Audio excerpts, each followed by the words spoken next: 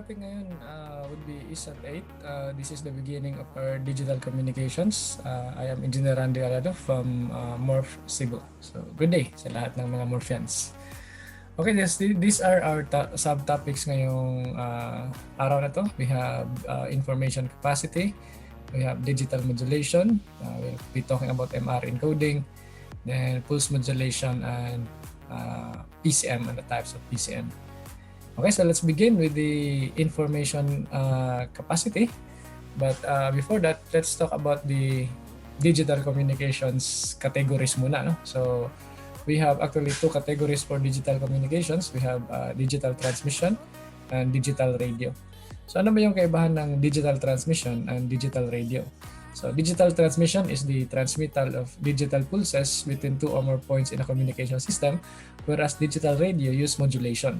So meron tayo kumbaga ditong carrier. So it is the transmittal of digitally modulated analog carriers between two or more points in a communication system.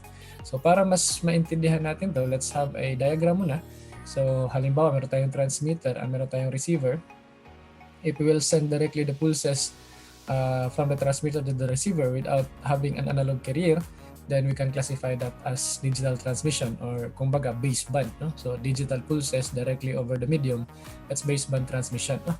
Whereas pag sinabi mong digital radio, para siyang analog lang na na-discuss natin last time. Meron din tayong mixer, meron tayong carrier, pero the only difference dito is that yung information natin would be digital na. No? So meron na tayong digital information dito in which yung variation, halimbawa, we will vary the amplitude of this carrier. So because we only have two amplitude variations in the information, then we could expect that this carrier will only have two variations of the amplitude also, just like this one.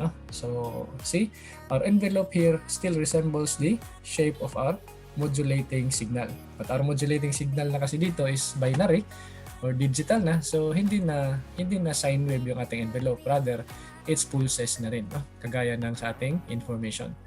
Or we could also send these particular digitally modulated carriers over a transmission line such as your telephone line. So pwede natin gawin yan na nandito yung ating analog sa transmission line na to.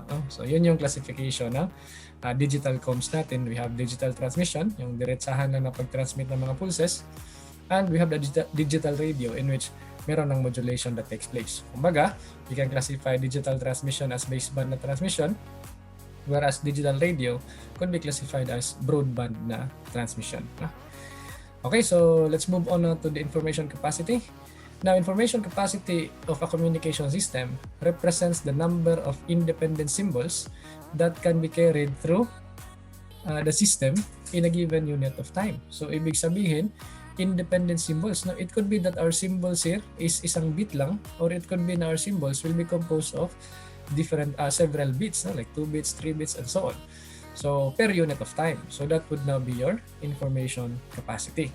So kung baga, yung pinaka-basic symbol natin is composed of 1 bit. So kaya nga pinaka-basic symbol natin dito is a binary digit known as the bit. Binary digit known as the bit. And obviously, pag information capacity na, yung unit niya is number of symbols per time.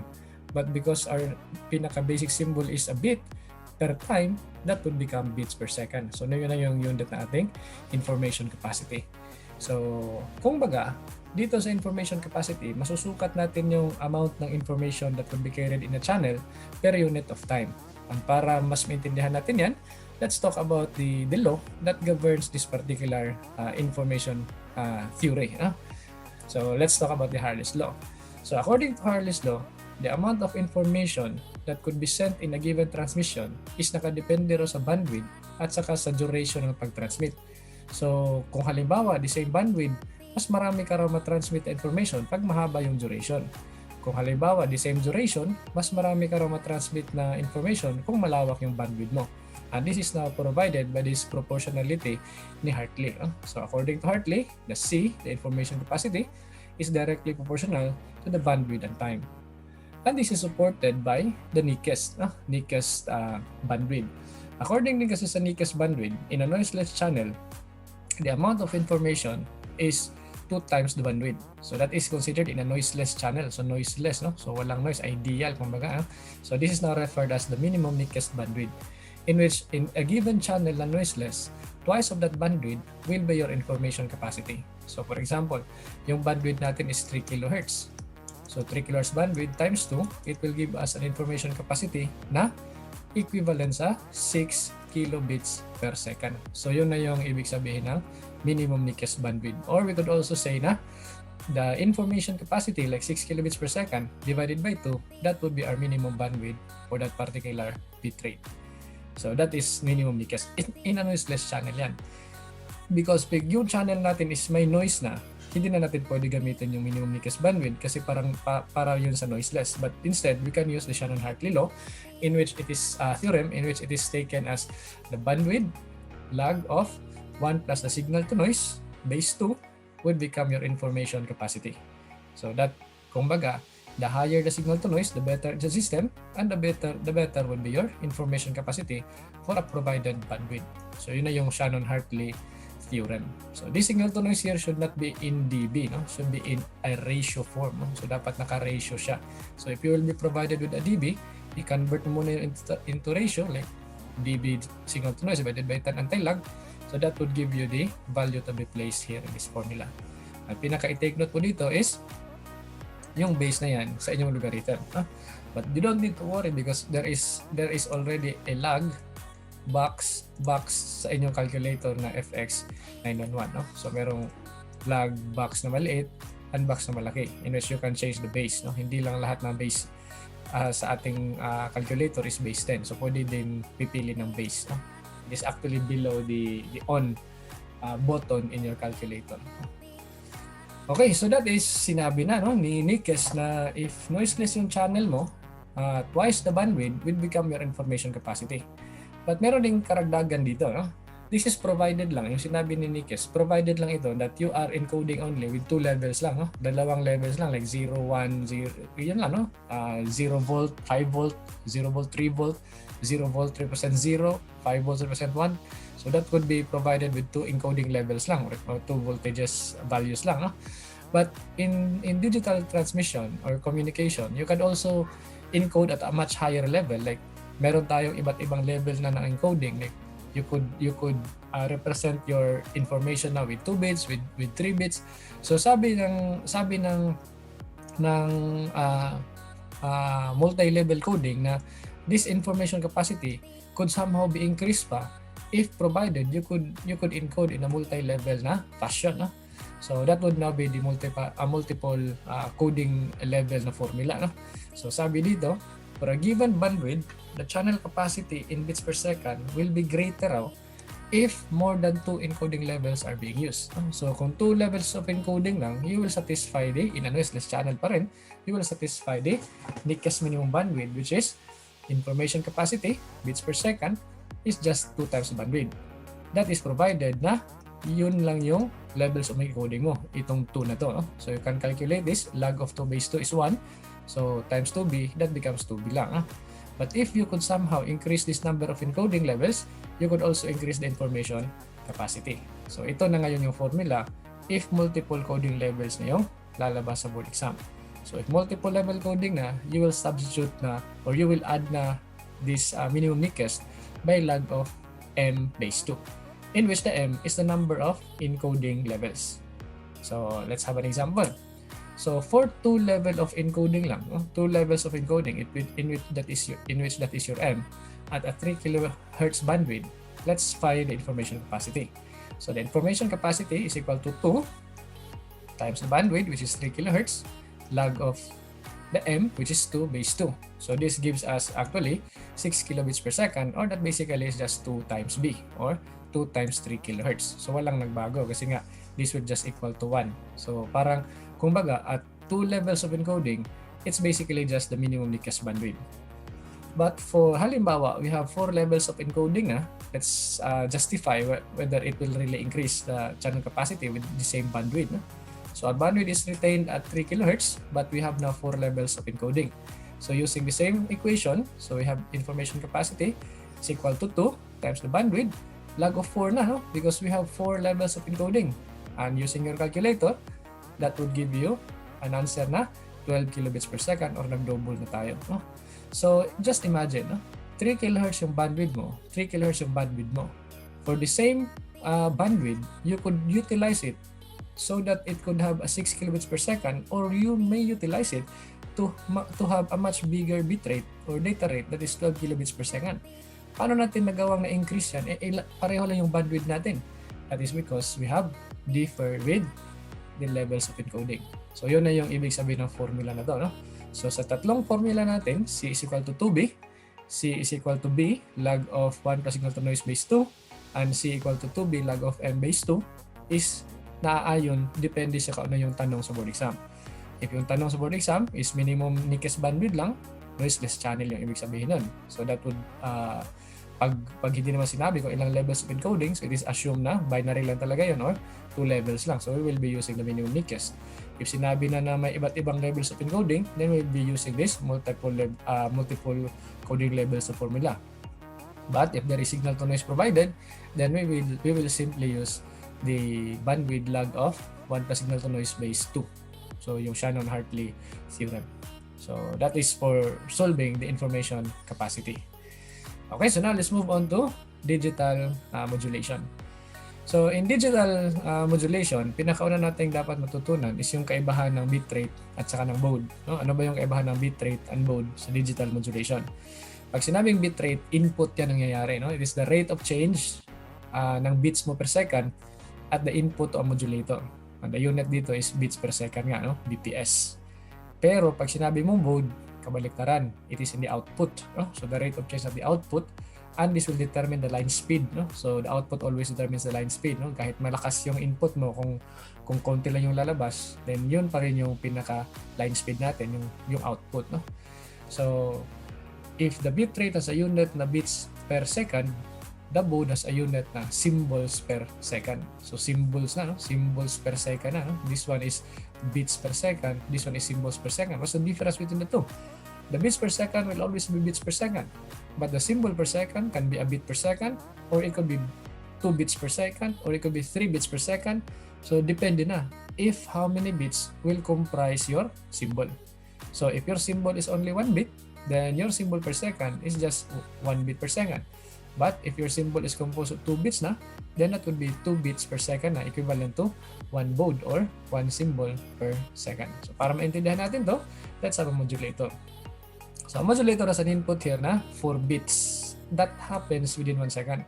So ibig sabihin yung bitrate natin dito sa input, no? Sa input bitrate is number of bits per second. So how many bits yung nandito per second? So that could give us a bitrate of 4 bits per second. So yun na yung bitrate natin, 4 na bits sa loob ng 1 segundo.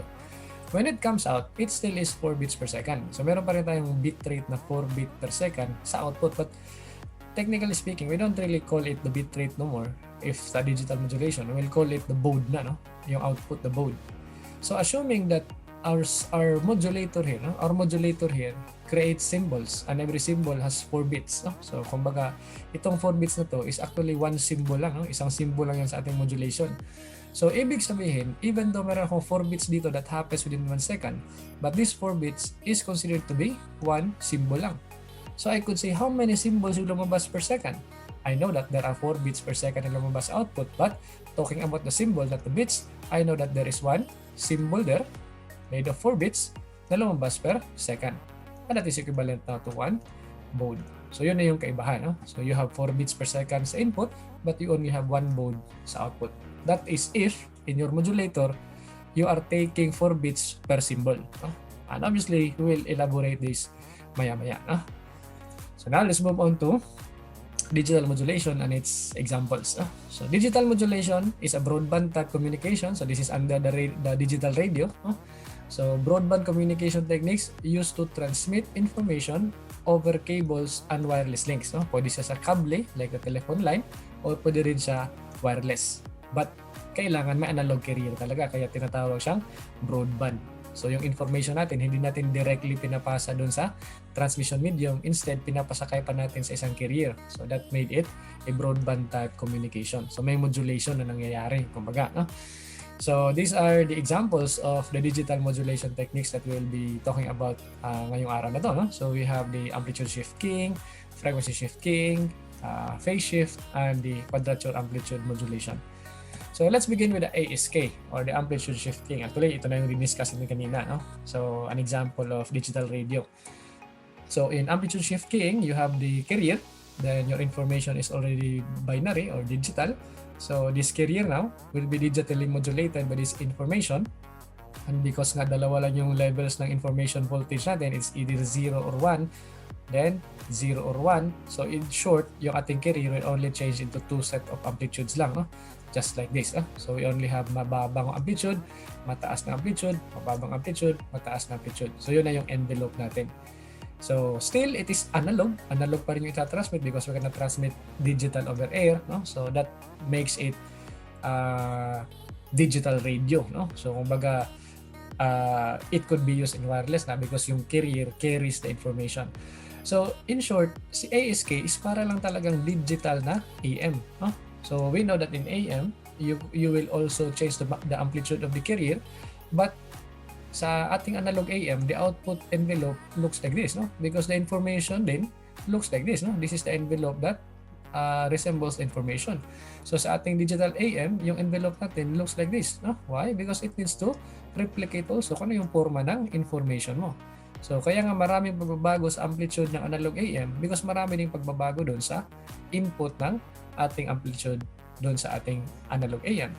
But because digital na tayo, we only have two variations of the amplitude, then obviously dalawa lang din yung variations ng amplitude ng inyong carrier. So ito na yung tinatawag nating digital AM. Ayan, digital AM or on-off keying. So ibang tawag din yan ng amplitude shift keying.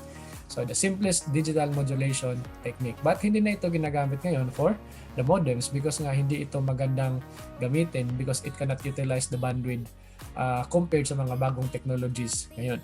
So kumbaga, bibigyan ka ng bandwidth nito, hindi mo magamit fully compared sa mga technologies ng modulations ngayon na it could somehow utilize so much of the bandwidth, maraming mapapasa na information. And we will stick to those particular types of modulation in which you could efficiently utilize your bandwidth. So now let's move on to FSK or frequency shift keying. Now sa digital AM, dalawa lang yung amplitude na pagbabago. Sa analog FM, maraming frequency na pagbabago, di ba? The frequency deviation, carrier swing. So we have so much frequency change there, no? But in digital, yung information kasi natin, binary na, digital na, high or low lang. So in short, in frequency shift keying, we will also change lang into two sets of frequencies. Hindi na tayo magbabago sa napakadaming frequencies, but only we will be picking two frequencies. One frequency will represent the logic 0, and the other frequency will represent the logic 1. So there is a distinct na difference between these two frequencies lang. So it is now the oldest and the simplest form of modulation used in modems. So ginagamit na to sa mga modems. Pero dahil sa kanyang hindi magandang pagka-utilize ng bandwidth, so kumbaga konti lang yung bitrate niya per bandwidth, hindi na rin siya ginagamit sa ngayon. Because sa ngayon, pabilisan na ng modems, no? So when you talk about low speed modems, yun, pwede pa si FSK. Pero high speed modems, tatalunin talaga siya ng mga bagong modulation techniques ngayon, no? So in FSK, there are only two frequencies, the same phase. Sometimes magbabago yung phase, we will find out later, but absolutely the same amplitude dapat, no?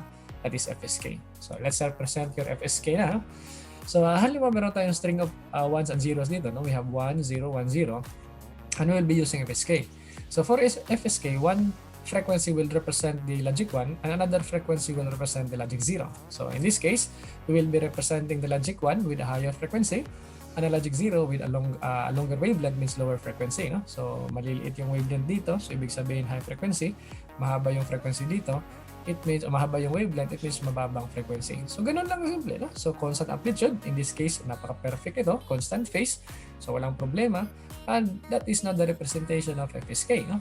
One logic 1, ibang frequency, logic 0, ibang frequency. So if ako si receiver, if ma-receive ko yung high frequency, it means that the data there is logic 1. If ma-receive ko yung low frequency, it means that the data there is logic 0. No? So that's how i-demodulate ni or ma-demodulate ni receiver yung frequency shifted na carrier. No? So we can now define this high frequency as the marked frequencies. No? So they represent the logic 1 and the low frequencies as the space frequencies, they represent the logic 0.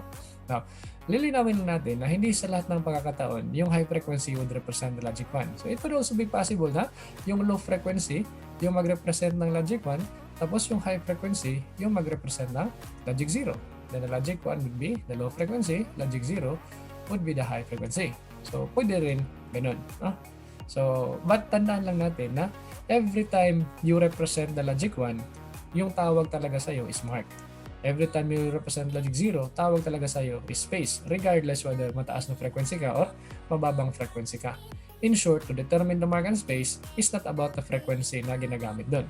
It's about the logic they represent. So, if the low frequency represents the 1, then you call it the mark. If the high frequency represents the 1, you still call it the mark. Because nga mark frequency represents the logic 1. So, yun yung pinaka-absolute nun. The mark frequency represents the logic 1 regardless whether low or high frequency yun. That also goes with the space frequency. So, tandaan lang natin na pag nagawa ka ng 0, may space sa loob. So, yun na yung space frequency. And obviously, the opposite is the mark. So, para hindi mo makalimutan. Pag gagawa ka ng 0, may space sa loob. So, 0, logic 0 is for the space. So, automatic, si mark is for the logic 1. Now, dito sa ating pangalawang guhit, this is FSK pa rin, may high frequency, low frequency, but the problem dito is that hindi smooth yung transition.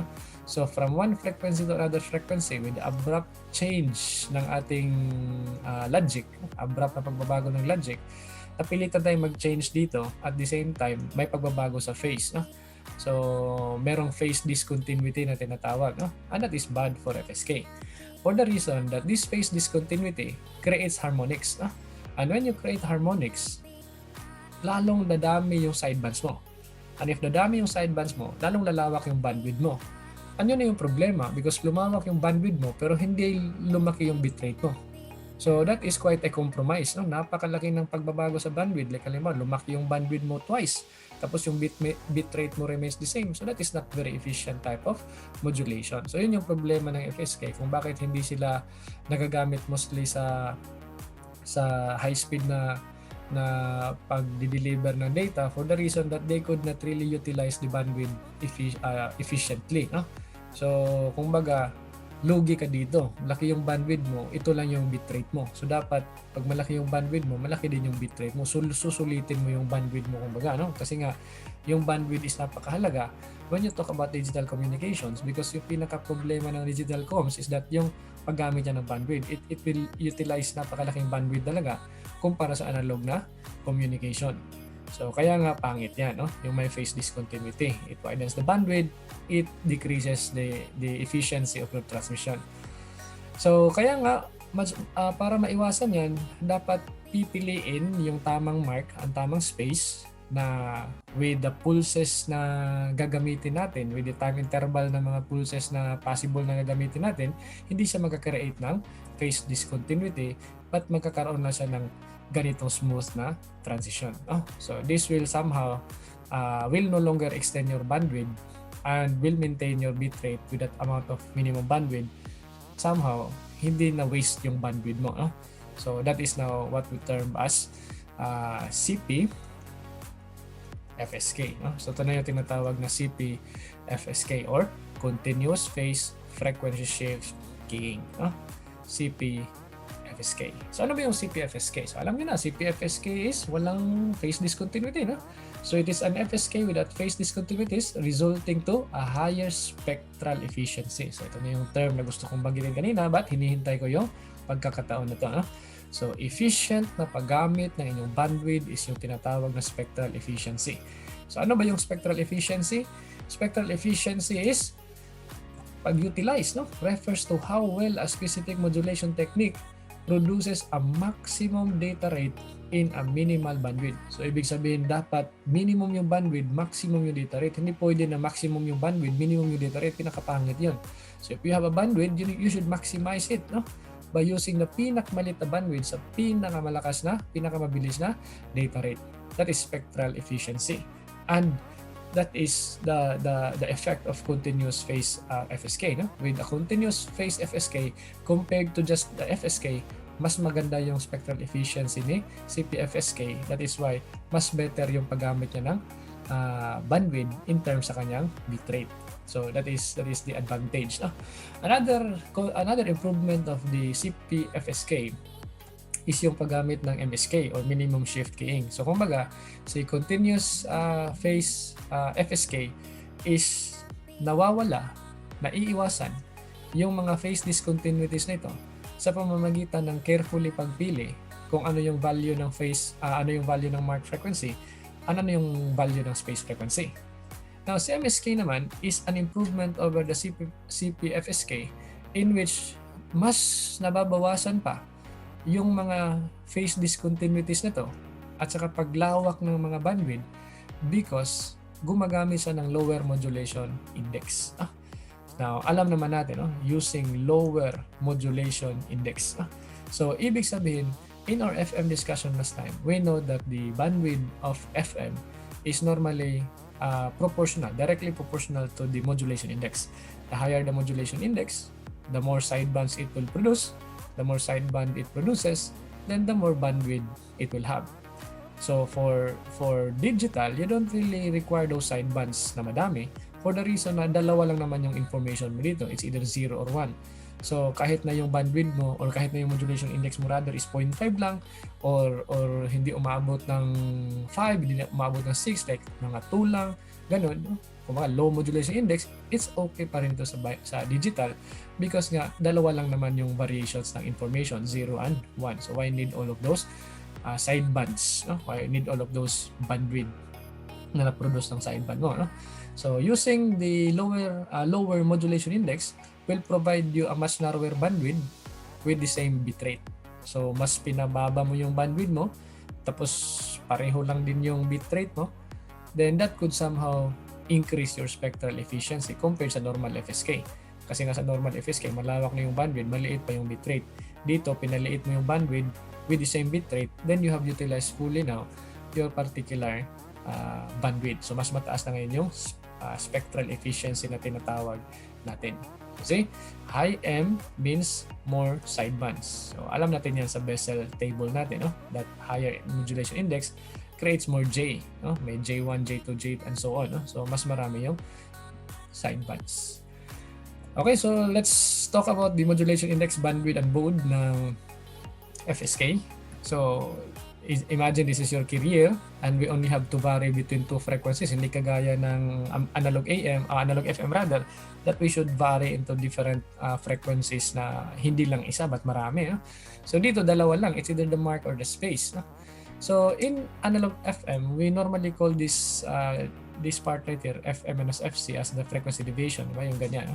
But dito sa FSK, we normally call this as the peak frequency deviation, and we can actually solve this using FM minus FS divided by 2. So we can solve it, FM minus FS, hatiin sa dalawa, yun yung peak frequency deviation natin.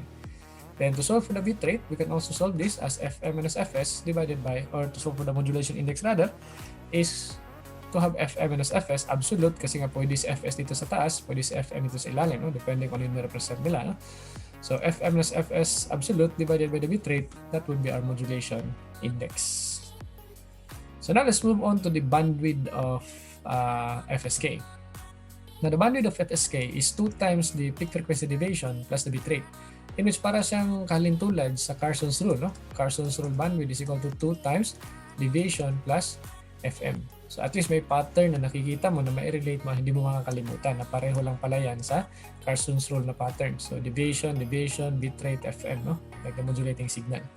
So dito makikita natin sa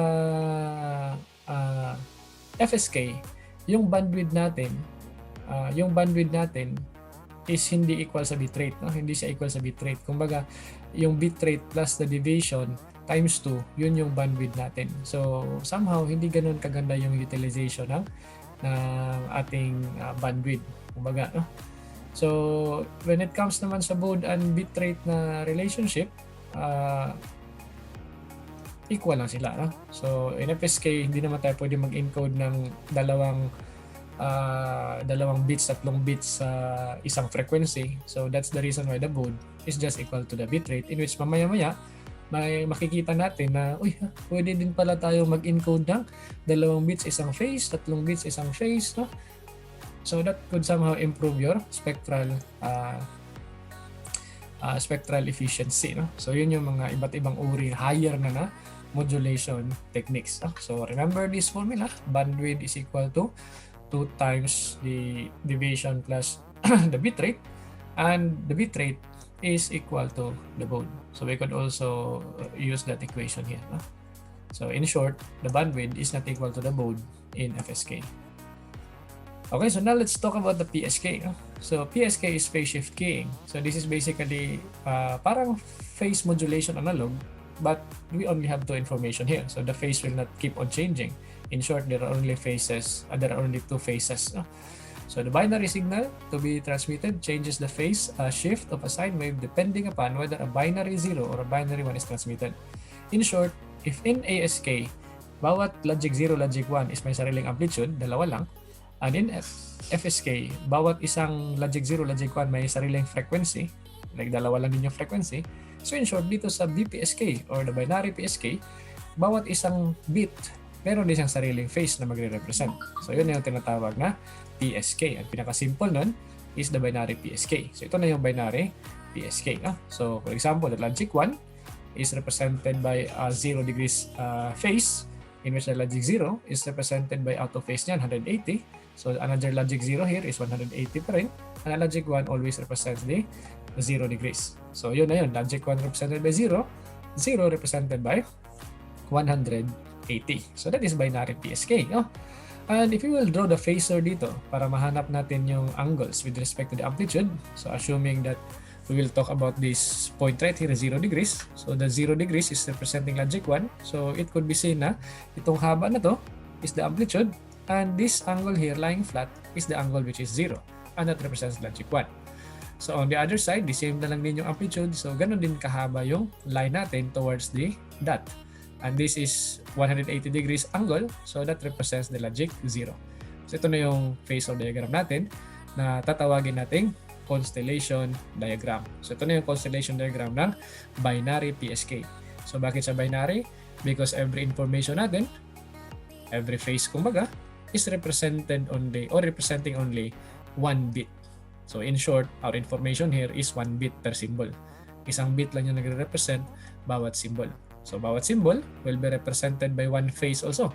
Isang phase para sa 0, 180 degrees, and isang phase para sa 1, which is 0 degrees. That's the simplest PSK, no? The simplest PSK is the binary PSK or BPSK. During a binary 0, a carrier signal is transmitted with one phase, like 180 degrees. Then, when a binary 1 is transmitted, the carrier will be shifted 180 degrees. No? So 180 degrees of 180 degrees is 0 degrees. So kaya nga meron lang tayong dalawang phases dito representing 2 independent symbols that could possibly come out, which is the 1 and the 0 lang. So yun yung pinaka-simple, no? The PSK. Okay, so now let's move on to the MRE encoding, which is napaka-importante. No?